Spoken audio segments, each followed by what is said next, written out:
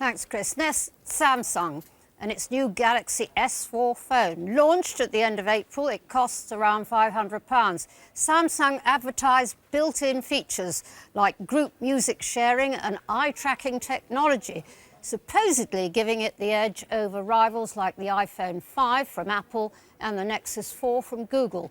But new owners are complaining to Watchdog about the amount of memory on the 16-gig version of the Galaxy S4. Customers like Phil Long. He upgraded from a previous Samsung model, the S2, and not surprisingly, he expected to be able to transfer across all his old apps and his games. So I bought the phone on there or thereabouts on release day. I then downloaded all the apps I had, which then consequently took up pretty much all of my memory on my new phone. Lo and behold, there was only 9 gigabytes of memory when they'd advertised 16.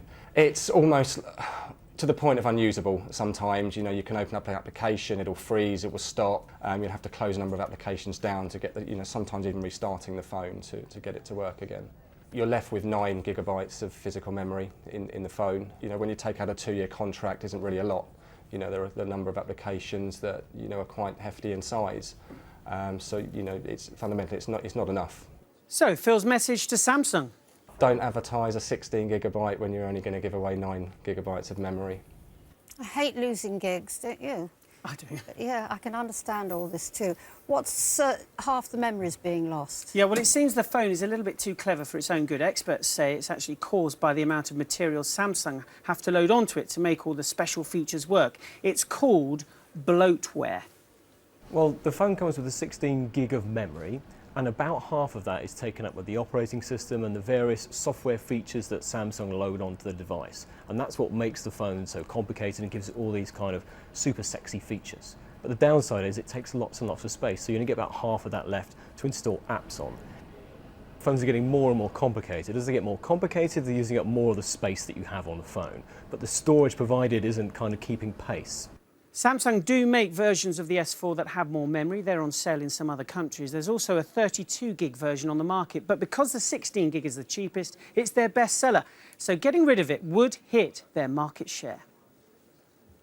Because it's so competitive at the moment, they can't afford just to have a 32 gig phone and that's it, because they lose sales. I think this is a problem that the whole industry should address, because it's not just this S4, it's lots of things that you buy. It says 16 gig on the box, and you would kind of expect to get 16 gig when you get home, but you don't, you get much less. It's an industry standard thing. And I'd like to see Samsung take the lead and be honest and say, you're only going to get 8 gig of space for apps on the box, then no one can complain.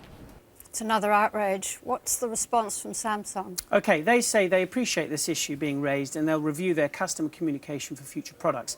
They also say owners can obtain a micro SD card, which increases the memory. The good news is you can transfer music and photos onto the cards, but you can't save apps on them like you used to be able to.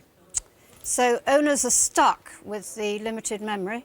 Yeah, for the moment, yes. Although in conversations with us, Samsung say they have said that part of the phone is reserved for future software upgrades. And in their latest statement, they say they're committed to listening to their customers and responding to their needs. And they add they're reviewing the possibility of securing more memory space. Good.